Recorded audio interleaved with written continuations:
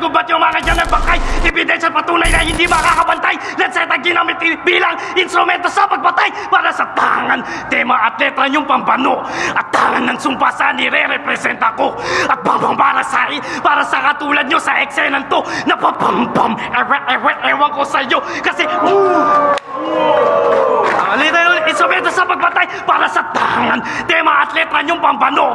At tangan ng sumpa sa nire-representa ko. At bambang para sa tulad nyo sa eksenan to. Napapambam, ewan ko sa'yo. Una ba't kung mga katapat? Puro bago at pumantay pa tsaka tumapat. Subok na to, putang ina tapos panaywa. Gusto ba nyo tumusta to? Sunog tapos luto at yung uso ka may gulong nabubulok. Kaso gutom ngayon, busog na. Ayaw busog na. Bumubulabog na kapag bumugato at bumuputok. Bango ito magmatos. Huwag kayo maingay, baka magising ang Diyos. Pasalamat na kayo at tulog pa ako. Dahil sa sobrang kahalimbawa, kinailangan ko pa na mag-beatbox para lang ako'y magtunog tao!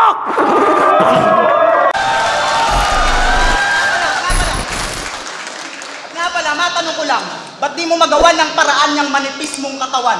Kung yung sarili mong mukha, nagagawa mong kapalan. Pero kahit gaano kakapal yan, tusta balat niyan kapag inihaw. Pag sinaksak ko ng barbecue stick tong walis, magiging isaw. Ano, di pa ba malinaw na kahit matalino ka, asahan mo pa ding mahilo ka sa pabalik-baliktad kung lohika.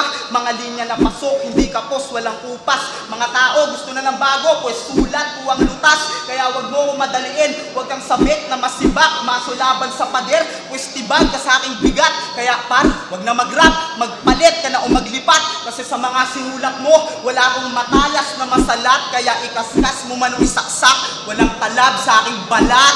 Ano, nakakalito ba masyado? Nakakapanibago? Sige, isipin mong naglaro lang ako ng salita. Pero ang totoo, ikaw ang nilaro ng mga salita ko. Lumalabas sa bibig mo, ganito mag-metaphor, makinig ka. Pag binunot ko ang 45, malamang magka-disconnection sa network. Tatapat ko ang pyesa sa king na parang checkmate sa chessboard. Daliri sa gatilyo, akalain yung si Balakid, pinifinger ang record. Sabay tadtad ng pindot sa J na parang hisirain ko ang keyboard. Bang! Speaking of keyboard, meron ka daw katulong mag-type. Pero di na ako nagulat. Ganun ba kahirap mag-compose kaya gumagamit ka ng shortcut? Huwag mo nang i-justify na wala kang ghostwriter. Total, di naman tayo pareho ng sukat. Kahit nandiyan pa si Romano to control J, di pa rin kayang pumantay ng iyong sulat. At alam kong pumunta kayo para sa bars, kaya makinig kayo sa akin, game? Yeah! J King, crowd favorite. Kinakagat ng karamihan. Ginagamit ang tao upang mag-alsa sa kalaban. Kaya wala na yata akong pag-asa. Kasi itong si J King, ang hari na pangmasa. Oh, kala ko nakikinig. Sabi ko, alsa, hari na, pangmasa, kinakagat ng karamihan, presyong pangpandisalan. Kaya papaano ka magiging king kung hindi ka kamahalan?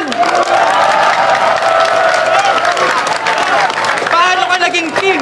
Sagutin mo kung paano. Isa ka nga sa unang nakinabang nung bumagsak ang Romano. Paano ka naging king? Aba, masyado kang presko. Central Luzon. Wala akong naalalang bumaba na ako ng pwesto. Pero sige. Sabi mo sa Facebook Cyber Battle Season 2, I'm flowing so clean, like mineral water. Tapos sabi mo kay Sinyo, flow so clean, like mineral water. Sabi mo kay Icarus, uubusin ko ang bars mo parang battery empty. Tapos sabi mo kay Sayad, wala ka namang bars, battery drained. Anong ibabanat mo sa akin? You're flowing so clean like distilled water? Wala akong bars, parang missing ang charger? Yan ang idol nyo. Mahusay.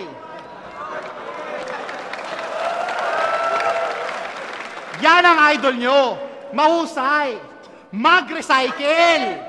Yung 8 na infinity, ninakaw pa kay disaster.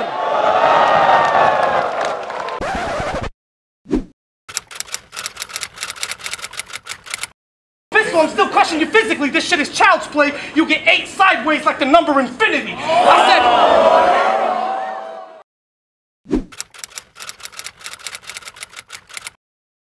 Bagong artillery. 7 times ako nag-aim, bumulagta lahat sila kay Tipsy D. Ngayon, ikaw na ang pang-8 na tinumba, parang symbol ng infinity.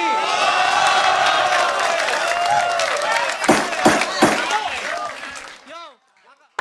Walang integridad, kahit na utak angat. Nagpapag-ghost ride kay Juan. Puro sulat tamad. Puro flavors of the month lang ang lahok kadali niya. Mga chismis at balita na kanyang napika. Sa chismis at balita, style mo'y nakadepend. Bagay nga sa'yo ang hashtag kasi sunod ka lang sa trend.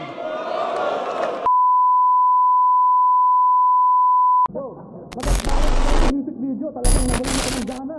Love is blind daw, tanga na kayo yung perfectong halimbawa. At meron kang kanta tungkol sa mga bitter sa pag-ibig. Napakalamya mo talaga. Ano ba ibig sabihin ng M sa M-Zite? Maalaala mo kaya? Bro, dahil sa pagiging addict mo sa romance, nagiging comedy na ang programang to. Maglalabas na ako ng baril, kailangan na ng action. Masyado ng madrama to. Ang matalo ako, science fiction. Kahit sabihin pa ng tao na puno ng suspense tong tournament, lahat ng mga kasapi natatakot sapagkat horror ang aking nire-represent. Binanggit ko ang iba't ibang uri ng pelikula. Isa akong tagahanga ng ganong sining. Ikaw ang aktor at akong direktor na may shotgun. Simulan na natin ang shooting. Nakatutok sa tuktok. Nakatutok sa tuktok. Isang putok, siguradong sabog ang bunbunan. Para ka nagsindi ng marijuana. Dilipad ang iyong isipan. At pagkatapos barilin, balat ay hiiwain hanggang maging duguan tong konsumisyon. Makikita nyo sa M-Zite na puro cut. Parang kantutan sa telebisyon. Yo! Sinuwerte lang naman siya kay Smaglas. Pero tangina, ibahin niyo ako doon. Dahil kumpara kay Smag, mas epektibo aking armas at mas malaki ang aking ilong.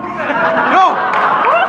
Sinong manok nyo? Si Looney, J. King, Acer, Tipsy, taobsyan lang ang lahat na yung taon.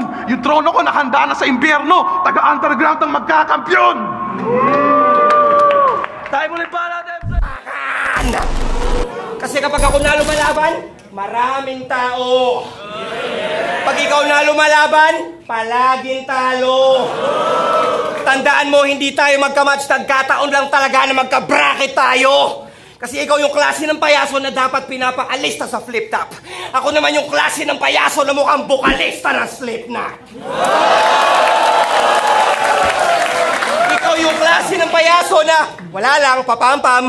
Ako naman yung klase ng payaso na masahol pa sa kalaban ni Batman. Subukan mo makipagsabayan para ka nakipagsapakan kay Van Damme. Makakatikim po ng tadyak sa mukha niya na mula sa talampakan ng Spartan. Kasi ikaw yung klase ng payaso na puro lang ganito.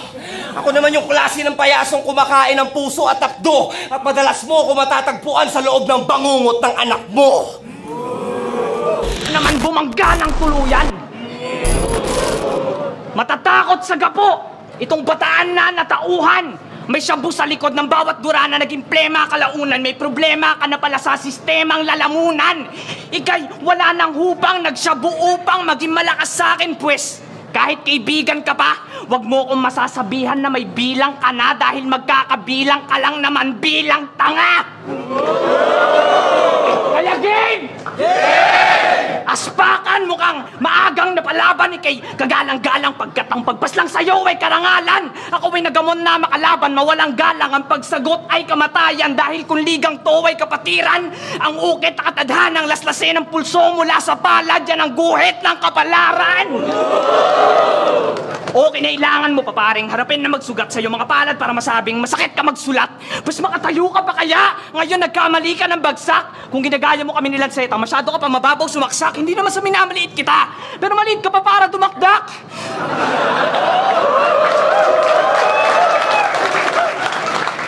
Dapat talaga hindi poison pangalan mo eh.